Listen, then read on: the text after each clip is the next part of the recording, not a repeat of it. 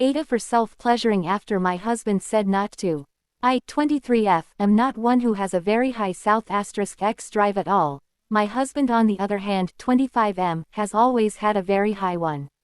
I dealt with a lot of childhood and early adulthood, saw and even some instances that were concerning with him which he knows about, and after the concerning instances with him we agreed he would stop asking or at least take no for an answer the first time, or I would just initiate.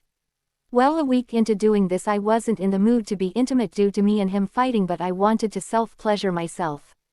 I didn't do this with him in the bed or anything BC. I can understand how that could make someone uncomfortable, but I went to the bathroom instead. He walked in on me and started going off. He said it makes him uncomfortable for me to do that when he is around instead of going to him. Side note, he doesn't make me finish and rarely offers to grab a toy to help after he is done unless I say something about it, so rs*X is rarely for me anyway. So I didn't want to sleep with someone who I had been fighting with all week and who had constantly been invaliding my feelings, and also receive no release from having s*X with him, but he doesn't seem to understand this. He just keeps telling me how that's disrespectful and how uncomfortable it makes him that I don't go to him instead.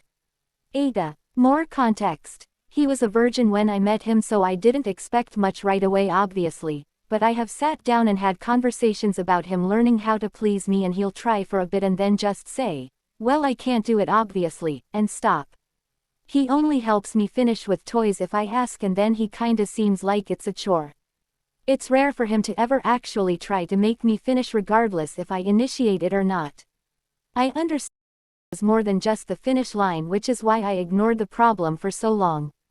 As far as the consent goes and begging, like I said, I have saw trauma and he was a virgin. I was extremely naive and thought he was just clueless as to not begging someone after they say no.